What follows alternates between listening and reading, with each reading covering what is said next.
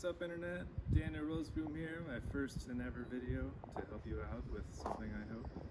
Today we're doing a little bit of car repair, which I don't know anything about, so it's going to be a lot of fun. My lovely Corvette Z06, beautiful yellow, and unfortunately, something very sad happened.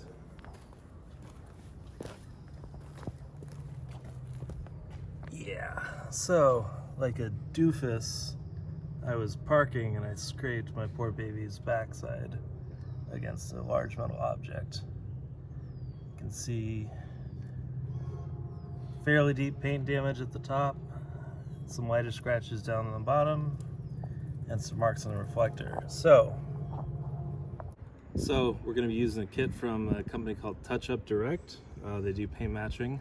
So I heard this a week or two ago, and it basically just punched in the year of my car and the make and model. I didn't actually do the smart thing and verify the color code, which is hidden somewhere on the car. I couldn't find it yet, and I was lazy. But I ordered this kit. We'll do a little unboxing of that. First, we got to go get the car washed, of course, before we take care of everything else. And we'll explain a little bit more about what we're going to do after that.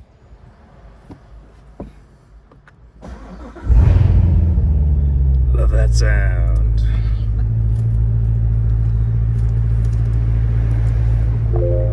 Love that heads-up display.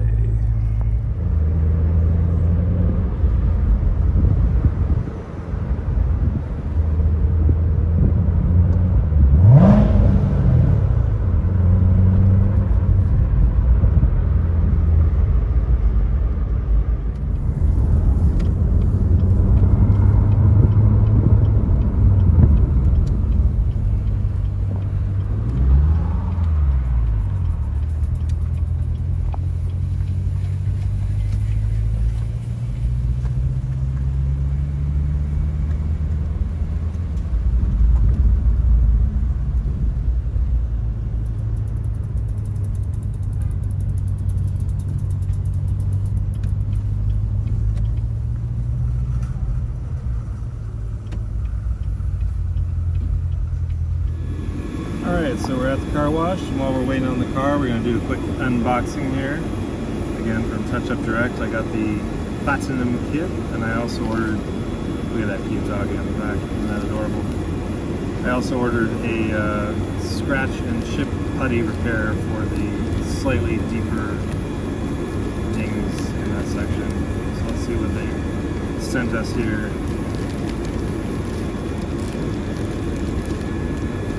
Pair of gloves, a bam.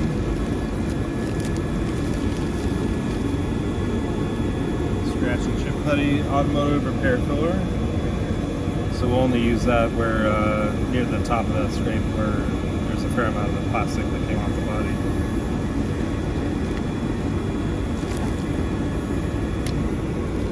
Some cans.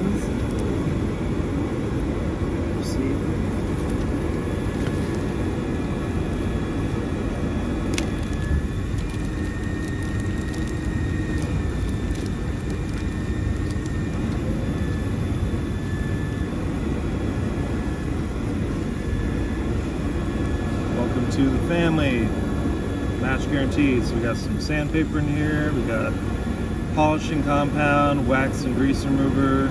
Again, this is the Platinum kit, so went for all the bells and whistles. So we use that sandpaper to get down any excess damage, smooth out the surface before we put on the primer. And then we got our wax and grease remover to clean up the car before we start applying the paint, and polishing compound for when we're done. We'll also be putting a ceramic coating over this area because I got that on the entire car and I want to replace that when I'm done here. Finally, our 3 pens here. We got clear coat, primer, and waterborne low VOC. I'm assuming this is the actual color. Chevrolet Racing Yellow Tint Coat. And that's about it. So once the car's done, we'll move on out and see what a good job we can do.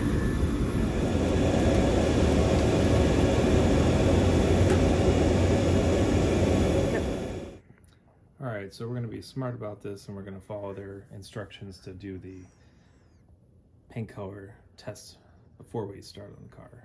So, got to shake this bad boy up. We're going to do 2 to 3 coats on their little test card right here. Then we'll put a clear coat on, and then we'll hold it up next to the car. Make sure it looks like it matches.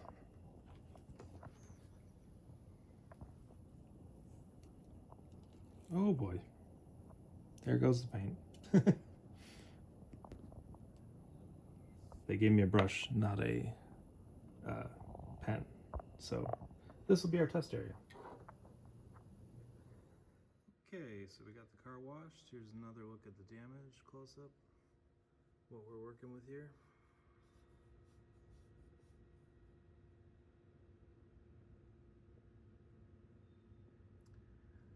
I sought some quotes for this online. Got everything from $360 to $4,700 from somebody who wanted to replace the entire rear bumper, and I was not having that. So we're gonna do it ourselves. The person who quoted $360 was saying they were gonna buff this reflector here where it's a little bit scratched, and they said it would buff it down to 90% or something, but that it wouldn't be a factory original finish. So after I did some research, I actually found that you can upgrade these lights anyway and make them look better than they do. So part of my plan is to replace all 4 of these reflectors as part of the repair job. So what I'm gonna do is I'm gonna take out this reflector, and that'll make it easier to work with the paint around here. And then eventually I'll order some of those nice fancy ones and put them in. Okay, so I managed to get the reflector off. And you can see this will make it a little bit easier to work on those damaged areas. Next up is a little bit of sanding. We're going to try and take down these hard edges, smooth out the gaps. I'm going to use the provided sandpaper, dipped in water, and we'll see how that goes. Okay, so done a bit of sanding here. Tried to make this smooth to the touch. You'll notice I added a couple marks there, sanding down, but I think we're just gonna be able to cover that up with the paint color and the clear coat. I don't think we'll need primer on that section. Down here, these marks mostly just wiped away, sanded away, so I think it was a mark on the clear coat, and we'll just do the color over that and then the clear coat. But up here, we're gonna add some filler next. Chip and putty paste, whatever it's called, to make this chunk a little more 3D the way it's supposed to be. And we're using the wax and grease remover before we start on this job. So.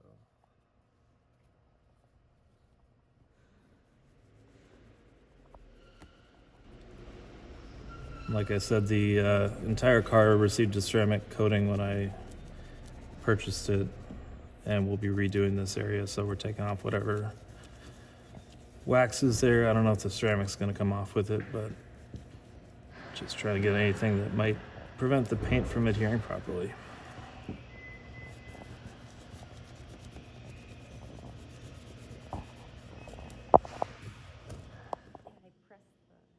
And this was our failed attempt at carefully doing a color match earlier. I added a little bit of clear coat in this section here. So it's looking pretty good. Definitely good enough to proceed. I'm not going to send it back because it looks like it matches. So hopefully we still got enough paint left in the old marker to take care of what we need to take care of.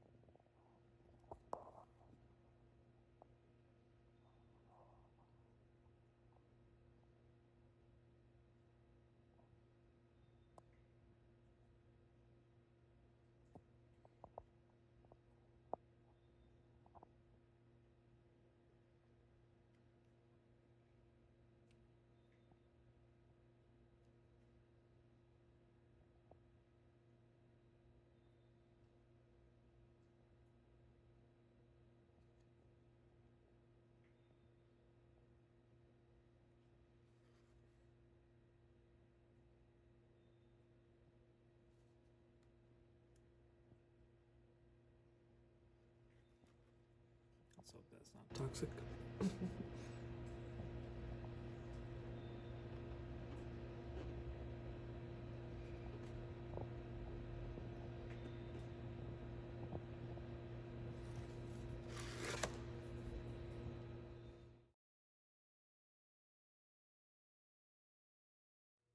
Alright, so I'm done applying the chip putty. Got it about as good as I could. It's really hard to tell exactly how deep to get it, but might sand it down a little bit. It has to dry for about half an hour. So I'm gonna let that sit. And after that, I think we'll begin with primer on this section that we did with the putty. And I don't think we'll need primer on any of the other sections there. They're not done with plastic. Alright, now that the chip putty is dried, I'm going to hit it with the sandpaper one more time. Try and just get it as smooth as possible. And then move on to the primer.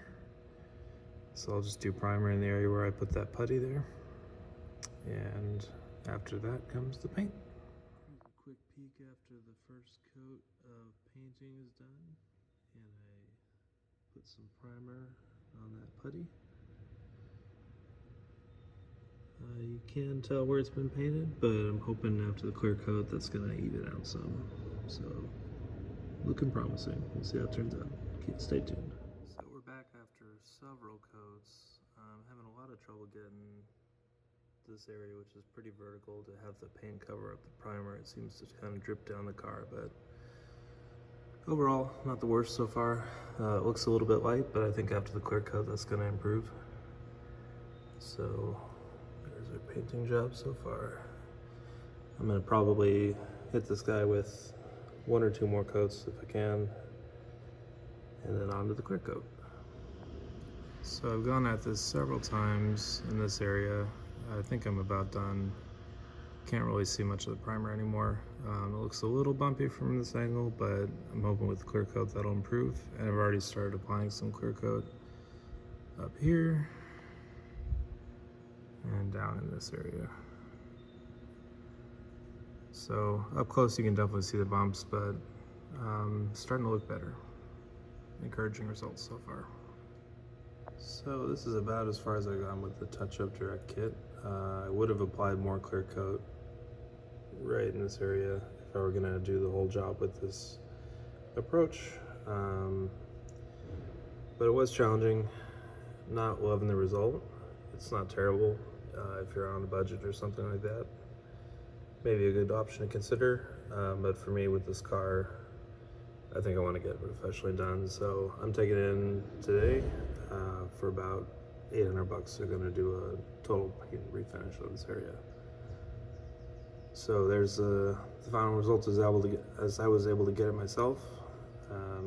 You be the judge. And here's it a little bit further away. Hard to tell what was going on there, but yep. So there she goes. And we'll see how it turns out from the professional boys. Just picked up the car from Mathews-Carlsen Bodyworks, and I'm pretty darn happy with the result. Give you a close-up look here. So it's looking basically like new. There are a couple tiny spots. If you look really closely, you can tell that some paint work was done, but certainly miles above what I would have done on my own or what I did on my own. I'll sum up with a few short tips a little bit later about what I think you should expect from that kit. But overall, for $800, this was worth it to me to get a very professional look done. So thank you, Mathews-Carlsen. Appreciate your work on this thing. Yeah, I just wanted to do a quick sort of post-mortem on this project. So we've got our residuals of both options here. Receipt for the money route, pay money, have somebody professional do it, or TouchUpDirect, try and do it yourself. For my skill level, I just wasn't happy with the result with TouchUpDirect. There were a couple issues I ran into that made me not feel comfortable with leaving that result on my car. So I was, in the end, happier off just paying somebody else to take care of it, and they gave me a very good quality finish. It's, you know, 99% of what the original was. If you look at a couple small places, you can kind of tell that it was painted, but you really have to look for it. You have to know what you're looking for, and nobody would ever notice it if I didn't tell them. Couple specific notes on the TouchUpDirect. The first place I ran into trouble, and this happened in another video I watched too, is mistaking this for a pen. So I thought I was just an idiot because yes, they provide you pen and brush directions here in the test card. But if you notice the actual labeling on the pen itself, it does, excuse me, on the brush, on the container, it does say, shake well before using, gently depress tip to begin fluid flow. So even though I knew I had ordered the brush kit, that's an option when you order, do you want a brush, a pen, or both? I knew I chose the brush, but I think some part of me, when looking at this container, mistook it for a pen. I just somehow assumed maybe they sent me the pen anyway or something like that, because it says specifically to press tip to begin fluid flow. So I think they definitely need to reevaluate how they are labeling these things, because that can be very misleading, and it resulted in me dumping a bunch of paint on the test card there where it wasn't supposed to be. And I also don't know if the viscosity of the remaining paint was appropriate or not, given if I hadn't mixed that up properly when this happened. Maybe some of the thicker paint came out at the beginning and left me with some watery residual. So definitely pay attention to what you order, whether you order the pen or you order the brush, and look at these directions in this packet, and do not be fooled by a container saying depress tip to begin fluid flow. It may not be a pen, it may be a brush, so hold it this way. Same applies on their primer and their clear coat. So primer says shake well before using, gently depress tip to begin fluid flow. And the clear coat, same thing.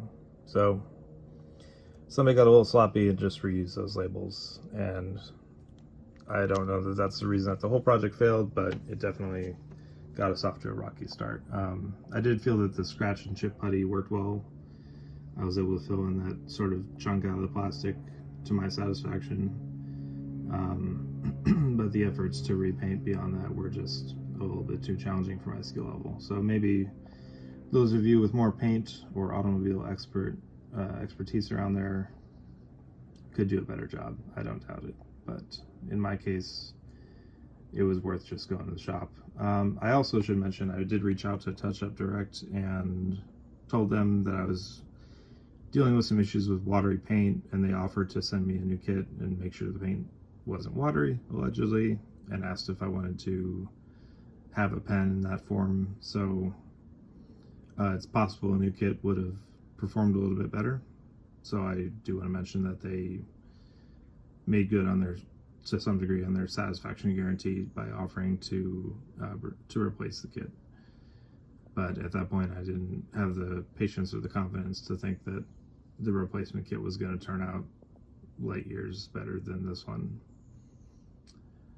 So that's about it. I'm gonna probably leave the new paint on a few weeks, maybe up to a month. I think they recommend before waxing, just about a month before I apply the ceramic coating, or I'll have a dealer do that. I'm not sure which yet. That should be harder for me to screw up, but you never know.